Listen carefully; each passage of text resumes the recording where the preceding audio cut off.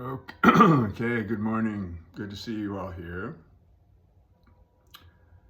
This morning's talk is on seeing through the magic trick. Okay, and the subtitle, just like with the illusion, the non-perception of the elephant, the vanishing of its form, and the perception of the piece of wood all occur at once.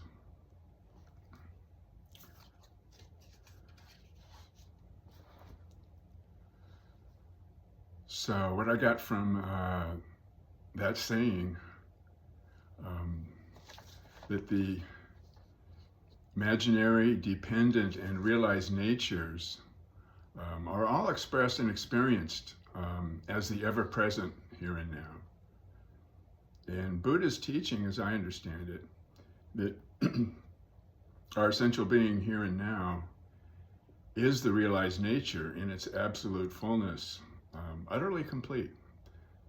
And experience is of the dependent nature, but it's always pervaded, totally saturated with the complete realized nature. And the purpose of separating out the three natures to explore and experientially realize this complete realized nature that we are. So our life can begin to be a free expression of our Buddha's nature as a gift for all beings. So on the first page he says, I would gaze at the image of a flock of birds, and suddenly, instead, I saw two faces. I'd look up around the room with a fresh sense of being alive.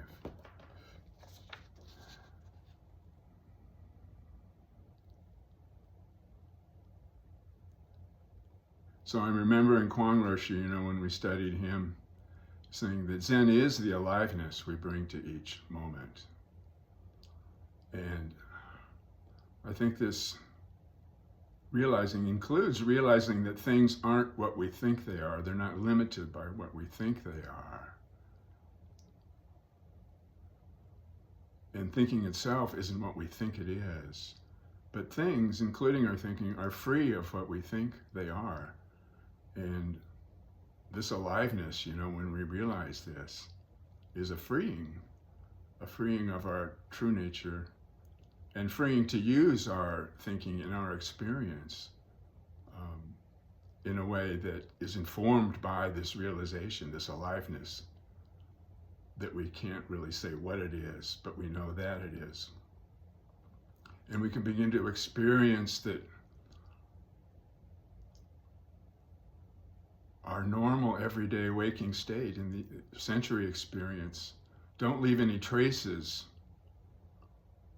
on our essential being.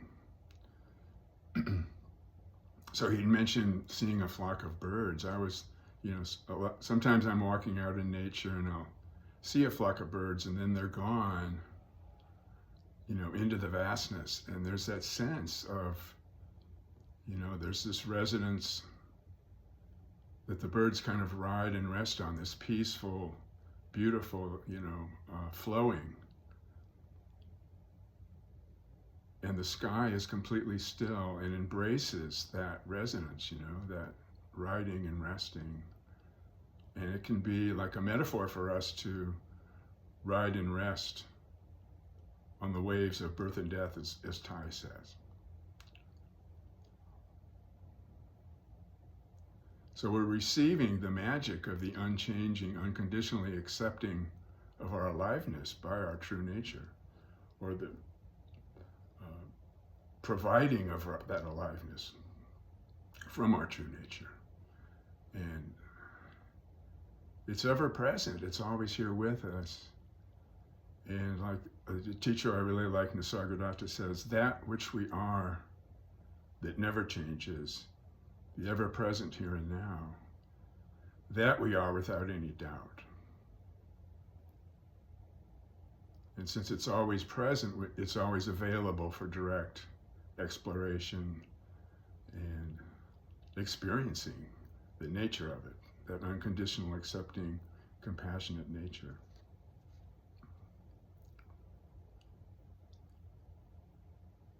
So it's that aliveness that gives us the vitality and the energy to explore the question of what am I?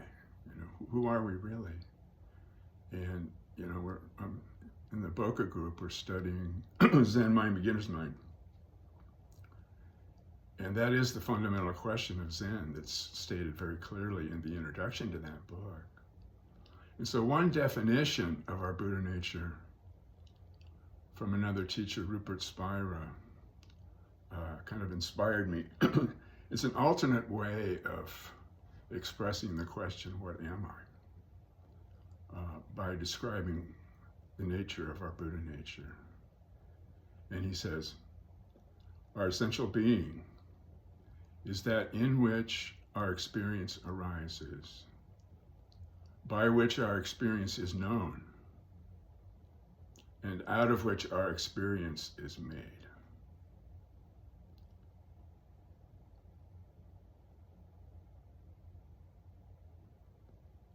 So I see this as a process, if we can kind of open to this possibility, out of which our experience is made. This is when Ben is saying, what's really there in the image of the elephant is that the wood sticks. The image of the elephant is made out of wood. Our experience of the dependent nature, of joy, suffering, all of our experience is made out of this essential being. It's the very substance of what we are, but it's hard to trust that. So we just have to keep reminding ourselves. But as this experience begins to open us,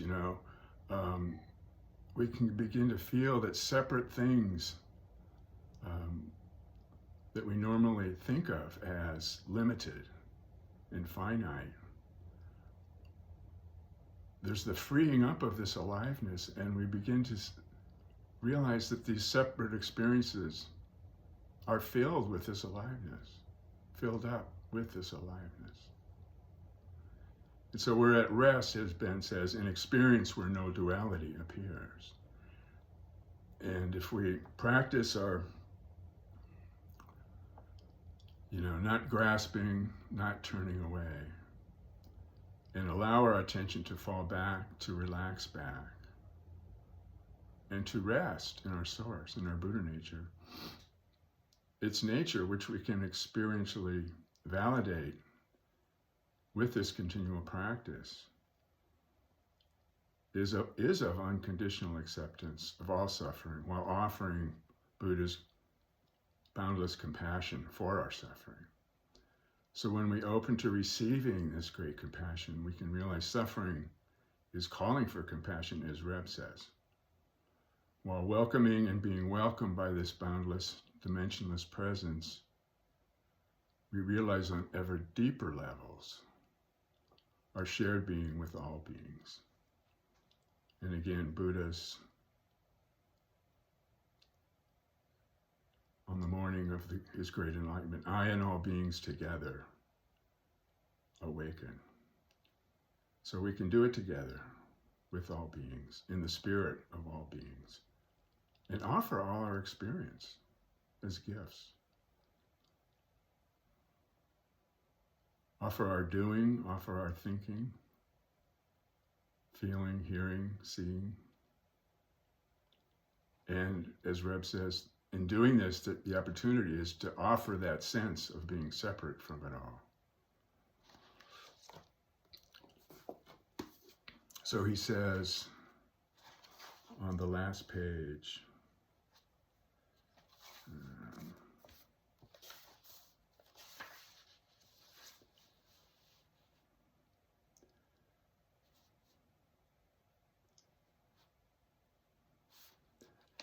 what was I going to read?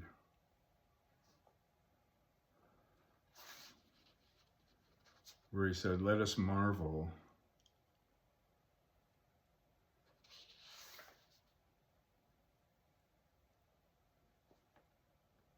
Yeah, let us marvel that in this moment, so many seeds come to fruition, so these words can emerge on the page and you can understand them. Each letter and each tiny motion of a knuckle or a finger is the result of vast amounts of conditioning or karma.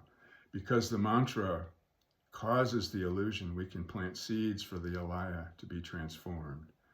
So we can see that what is here, not a world of alienation, but reality, interdependent and complete.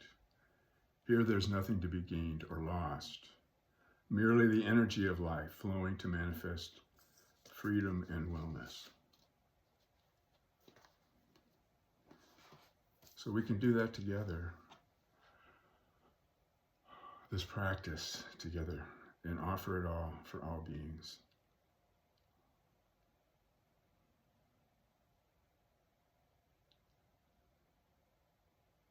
And open to the possibility of all experience drawing us into our true nature together.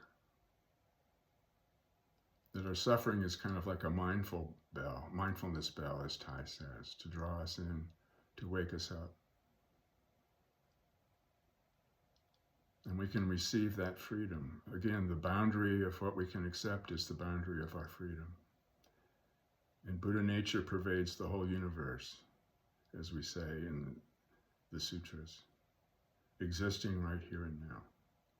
And its nature is to absorb and ultimately accept suffering in the ever-deepening and most intimate realization we can have. So I'll end there.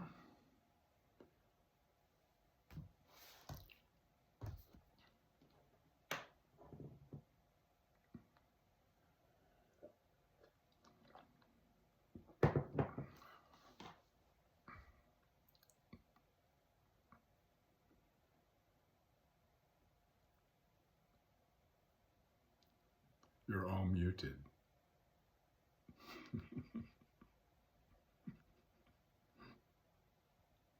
Intentionally so.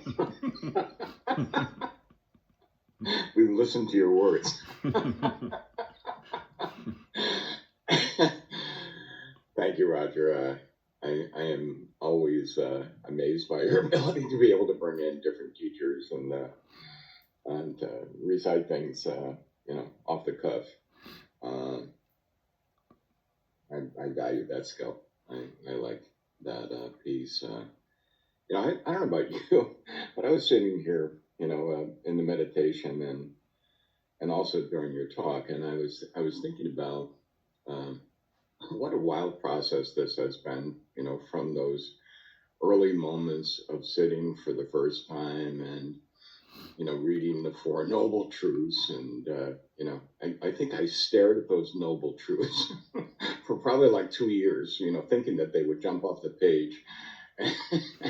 And somehow, it's like cognitively, I had an understanding, of them, that I expected something to happen, and I sat there on the cushion and heard about this thing called Shikantaza, and that I was expecting something, always expecting something to happen, for the words to somehow crystallize and in my head, and that there would be this vision.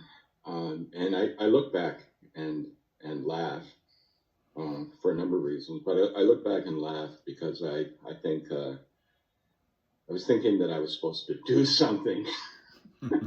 I was supposed to apply this. Yes, that's what it is. I was supposed to apply these teachings, and so I had to do something with it. And every time you try to apply something, there's an opposite force that works against it. And so, it's like with all this practice, that I was engaging in, no matter how you look at it, but I was doing it. And here are all these Zen teachers, and in this chapter, who are basically pushing you towards beginner's mind and pushing you towards ordinary mind and pushing you towards suchness. And I think what I've come to is that it really is just, stop. That the answer was to stop, because I think with every attempt that I was engaging in terms of trying to be able to apply these teachings, there was an equal and opposite uh, pushback from my ego at the same time, from my own delusionary, constant delusionary system fighting it back. And, I think Zen teachers, and other teachers, I think they push us to stop. Like, they push us to stop, to stop it all. I mean, to stop the thinking, to keep on encountering resistance is somehow an affirmation of what we're feeling. I think for me, the Nisargadatta quote in terms of I my refusal to continue believing in this delusion of suffering, is somehow the truth with that. And I think the truth comes from silence, or the truth always there is engaging in silence and being able to abide in that. And I don't mean just silence in terms of no noise or no thinking, but to avoid thinking, avoid judgment, to just abide within that. And that's where I will. Thank you. Yeah, thanks, Tom. Yeah, I'm always reminded that we can be kind to our resistance and offer it along with our joy and our love, and when we're honest in acknowledging it, because I know it's still there for me, here, then the energy of it gets transformed. It can become part of that aliveness, the magic of aliveness. And we can offer that along with our doing. We can offer the doing, and we can offer the light and the dark in the spirit of not doing it by ourselves, but with all beings. And that power of the aliveness of all beings together. I mean, it's kind of like, it is the flow of impermanence, which we don't know what it is, but it's an incredible power when we open to it and receive it. And offer that sense, of being separate too. Like Suzuki Roshi said, when he talks about breathing, he says, when you say I breathe, the I is extra. When we say I do, I experience, I practice, I do this, I do that. The I is that small I is always extra. But when the I is all of us together, it is the free expression of Buddha nature.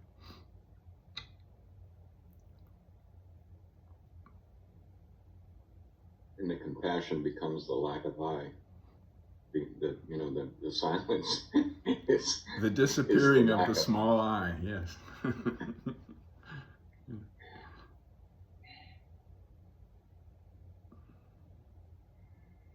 The elephant was never there in the first place. Point to remember. I'm still wrecked by the Rumi poem at the beginning. The door is open. Why are you still in prison? When this is over, we're going to begin our day. I have some dishes to wash, some pots to wash today, and I love washing pots because I disconnect from the world and I wash the pots. So I'm going to say wash with New York and New Jersey accent, don't I, when I say that? Seriously, Jamaicans find that probably wash. That's right. There's an R in there. Probably you don't have. I was going to say that when I do that, I'm like all in, all there. Just do things. I mean, it's so Zen is so incredibly simple in so many ways. You're right. Is it Zen Mind Beginner's Mind? You read, how many times have you studied that book? Groups 100 times, and it's still good because what is it about? It's about, are you finished eating? Wash your bowl. Stand up. Just go to sleep. What are the implications? And how simple Zen is it? The door is open. Why are you still in prison?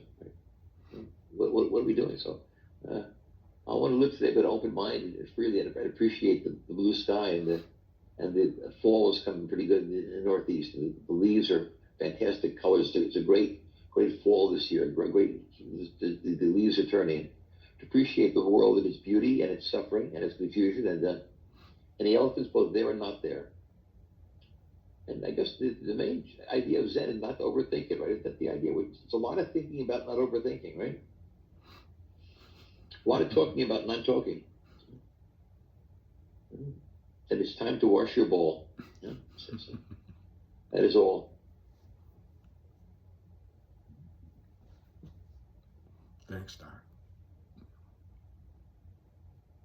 Well, I just have been sitting here trying to understand. Thank you, Roger and Tom and Frank. What does it mean, the imaginary level, that what we see, we imagine it to be something and it's not? So I'm looking at my clock, and it is a clock, but that's the conditional sense.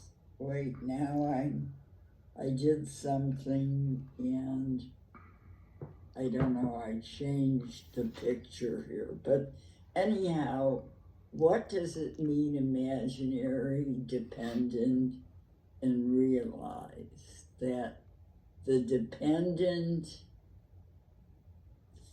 everything else makes the clock what it is, all these parts, and the metal and the bells, and I mean, I'm trying to understand what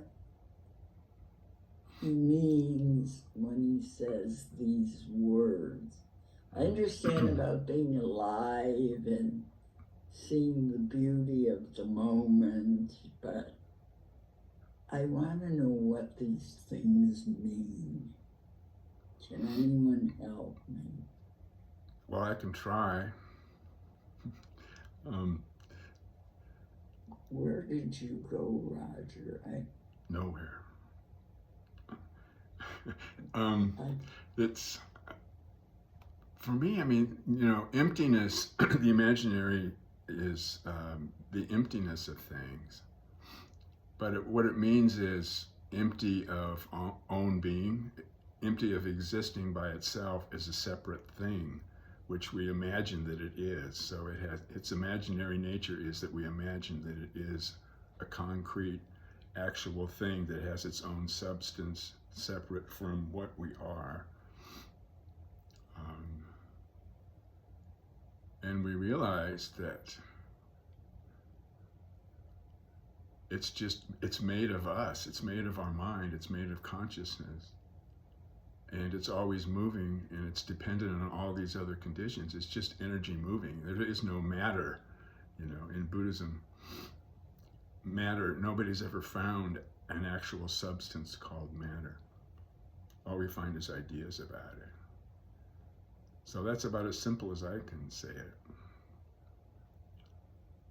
And the question is still there. You know, the words don't answer the question, but we can maybe it can be an opening to a deeper living of the question.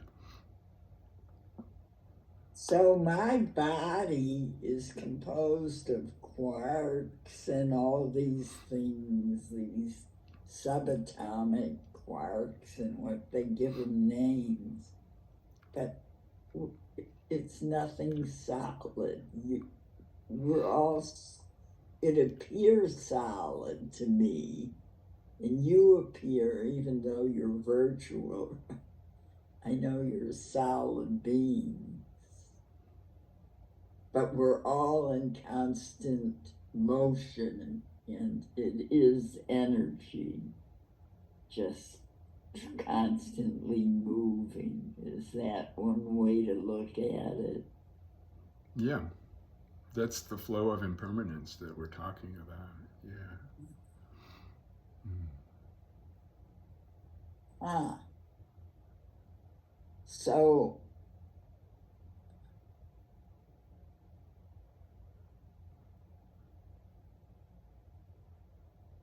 is the mystery that we think there's a solid elephant or a person? Is that the mystery, that it appears that way? Well, that's one aspect of it, yeah. What? I'd say that's one aspect of it. Anybody else is free to jump in here.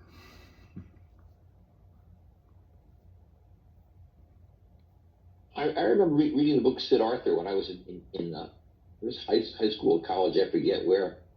But in the last chapter of the book, he goes to the river, he sees the river flowing. And in the river flowing, he gets it. In other words, the river is like flowing. He somehow identifies with that. He hears all the voices of his life. In the river is Chicago and Green Gulch Farm and the San Francisco Zen Center and the mental institutions. And it was just there. There's nothing solid. There's just all these experiences that we had. And somehow all together, this river flowing is both there and not there. So to be in that river and flow with it, and he dissolves in that last scene in Siddhartha. It was great. That sort of gave me the idea of where I wanted to go. I wanted to be at that, to be one with the river, to really flow with it, to flow with it. Okay. Sometimes it's not about when I'm playing the guitar. I play in a band. Sometimes, not very often, every now and then I flow. You know what I mean? I catch a wave. And I ride the wave, Right. You just start. I understand that. Siddhartha. Yeah. Right. Siddhartha. And music, where you just become one with the music. Right. And you're not aware of yourself. It's just music playing. Right. The other guitar player will brain doing it. Right. The music just seems to be coming out and happening. Right. And we're all along for the ride. And the other musician will look at me, and I'll look at them. I know we're not going to stop. We're going to keep on going. We're in the flow of things, and to live our lives like that, to try and just flow along like a river, because and not get stuck on Mm-hmm. Chicago doesn't exist. What is Chicago? It's a word, right? What is Zen? That's a word. Yeah. What does elephant mean? Think about the 7 blind men, the elephant, right? There it is. Right there again. Yeah. As solid as an elephant, right? Right. Yeah, and in a way, we're always flowing with it. We realize we're always flowing with it. We don't have a choice. It's just what's happening. But we suffer because we don't like certain aspects of the flow. And so that's where the saying, the ocean and the waves are all made of water, and no wave is any wetter than any other wave. So that's one way we can cultivate equanimity, the peace of equanimity.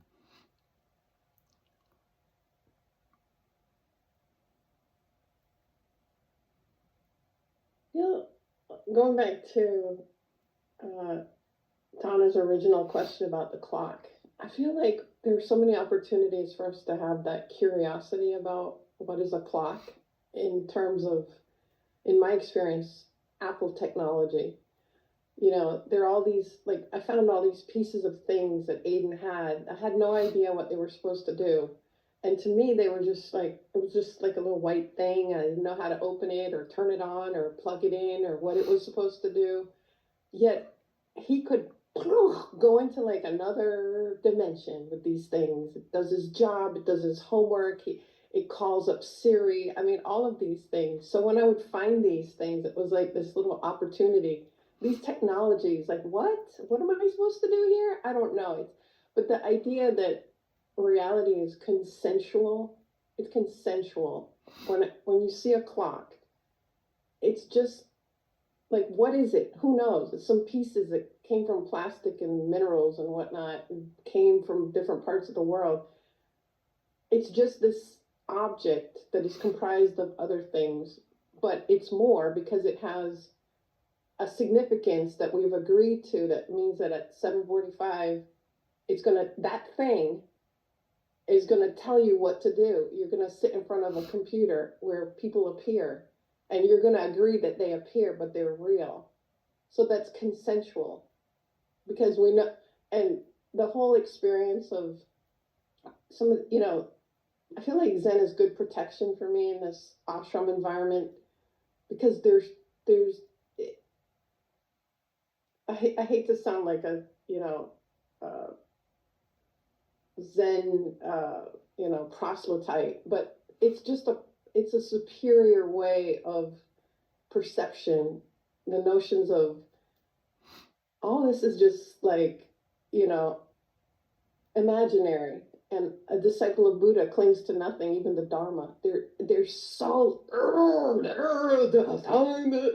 and I'm like, like, okay, all right, it's your interpretation of a Bhagavad Gita or something like that, but I'm here not clinging, because it's not consensual that I agree to this notion of reality. And even my own Dharma, even what's coming out of my mouth, I don't agree to. But anyway, unless I want to.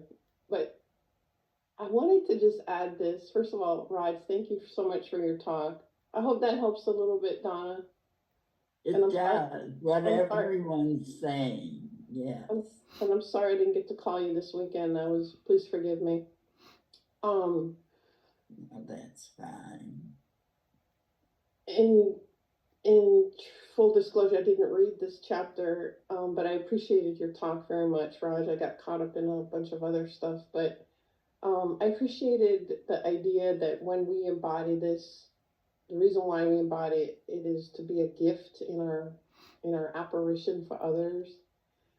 And there was another part of your talk, it was a lot, and it was something like the boundary of our perception of freedom is the boundary of our freedom. The boundary of our perception is the boundary of our freedom, something of that nature. The boundary of what we can accept The boundary of what we can accept is the boundary of our freedom. Yeah, that is wow. I'll have to sit with that later today. And the That's idea all. is Buddha's teaching is that actually suffering is acceptable. We can accept it, although certain forms of it to our normal everyday consciousness seems totally unacceptable. But that's part of the imaginary nature. Yeah. And I feel in so many ways that it's an evolutionary shift that we're at, and there's something about Zen. It's non-religiousness that I'm very grateful for, as other religions start to fall apart of their own accord. But also the universality, that there's still something there that we, with our biology, have agreed to. And I was reminded of Martin Luther King's quote this is from the letter from Birmingham jail. In a real sense, all life is interrelated. All men are caught in an inescapable network of mutuality, tied in a single garment of destiny. Whatever affects one directly affects all indirectly. I can never be what I ought to be until you are what you ought to be, and you can never be what you ought to be until I am what I ought to be. This is the interrelated structure of reality. Mm-hmm. So those birds in the sky, when I see them, I take them as an opportunity to remember. Just relax, and there's nothing to do. It's all happening. Thank you. Thank you all. There's so much that's coming up. When I read that chapter, I was reminded, I have this stone Buddha, I don't know if you can see it. And the chapter talks about waking up and realizing that the elephant is just a bunch of wood. And so realizing, never really looking at that Buddha the same way again, like realizing it's just stone or sand or whatever is used to make it.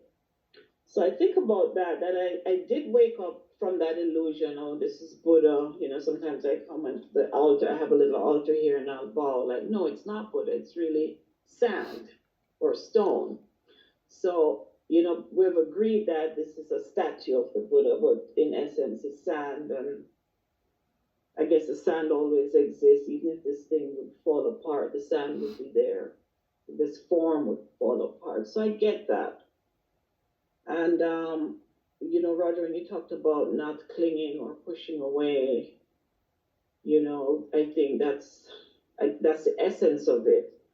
Because I'm, you know, Tom mentioned waiting for something to happen. And I think I'm in that same state, like, oh yeah, I realize that this Buddha is just sand. But I'm waiting for the realization, like something is going to happen that I realize I'm not separate from other beings. Like I know that intellectually, but I'm kind of waiting for this grand realization, like, oh, you know, I see, I feel it. And even though I know intellectually we're interdependent and we're all connected, and that essence of us, of what that thusness is pervading everything, and I know that intellectually, but it's like I'm waiting for this wake up from this illusion. So that's where I'm at. And then you mentioned accepting suffering. And I'm thinking about the devastation in Jamaica and realizing like it is a part of nature. We can't undo it. You know, we have to be with it. And you see real people are, you know, crying, hungry, everything they have just wiped out and starting from scratch. And when I sit here and we talk about just, you know, letting it be, and I'm reminded, as you mentioned, the birds, and like there's nothing I have to do, but I get caught up in like, what do I do? I must be able to do something. So it's this dichotomy, like accepting that this is it, and I'm moving with it, but still there's a struggle, like, what do I do? So that's where I'm at. It's,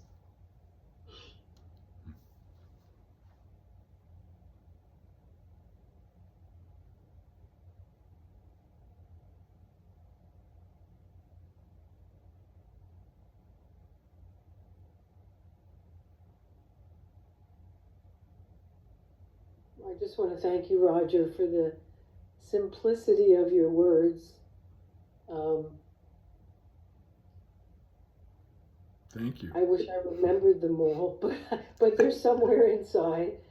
I guess the thing that like resonated is that we do it all together. You know, we can do it all together. Not only here, everywhere, and all together inside when we're silent. I mean, it's like accepting everything, you know, seeing everything. I mean, maybe I'm just making this up, but I'm trying to. It's what I really have become aware of using the word trying and trying. So that's something interesting. Because I don't think that's part of Zen, the trying. But anyway, thank you. You know, little by little, I absorb. And it's the reason why I so appreciate the really, I mean, the simplicity of the words, but the power of the impact and meaning. Because when I read this chapter, and I actually didn't even finish because I kept on going back, I was really trying to figure it out, and then I just let it go. And it was so nice, like hearing you pick out the pieces that made it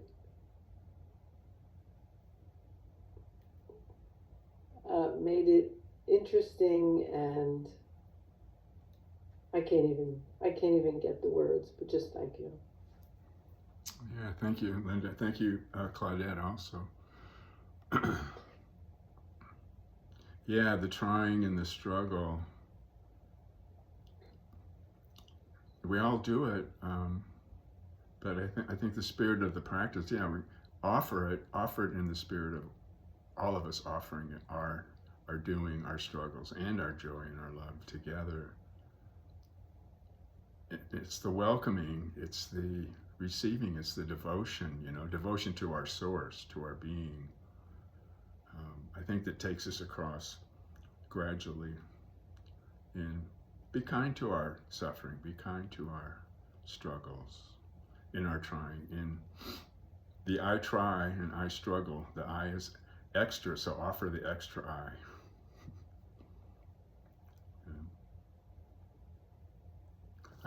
Does anybody else want to say anything? I have a meta. Yeah, one thing, if I could, please.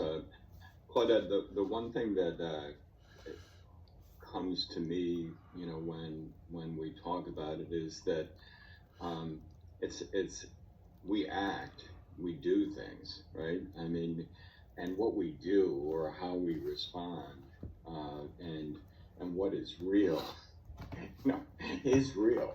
It's just that we do things with the awareness that it's not, that it's part of what we have constructed, part of what we realize in the silence. And I think what you're going to do is, you're going to send out links for us, and we're going to, respond to that in our own individual ways with that, with the expectation, we already have built this story. You're going to send out the links, and we're going to respond to the links, and we're going to send the money, and the money will hopefully go to where it needs to go and to the right people, and there will be food and shelter that will be provided to somebody in need with that.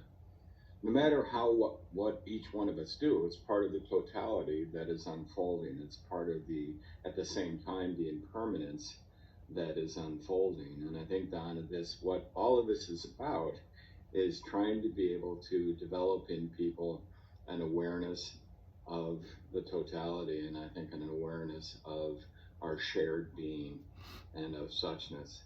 It's not that we don't respond. It's not that we don't, that we sit, and contemplate our navel, as people used to say all the time. I mean, it's with an awareness of what unfolds and the totality.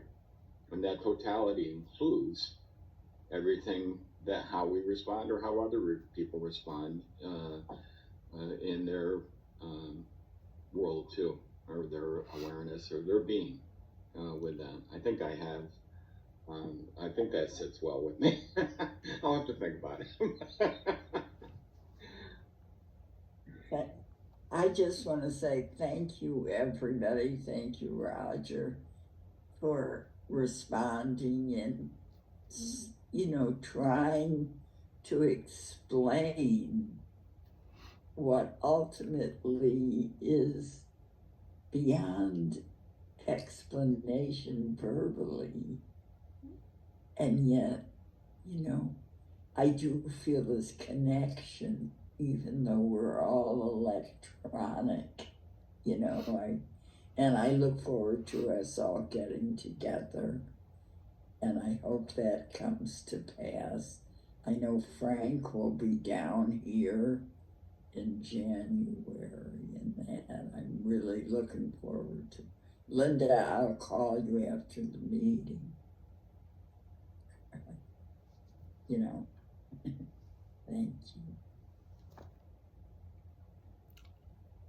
Okay. I have an offering from Nisargadatta, the Zen master who doesn't mention the word Zen. It is in the nature of love to express itself, to affirm itself, to overcome difficulties. Once you have understood that the world is love in action, you will look at it quite differently.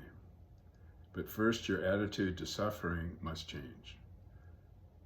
Suffering is primarily a call for attention, which itself is a movement of love. More than happiness, love wants growth, the widening and deepening of the recognition of our shared being.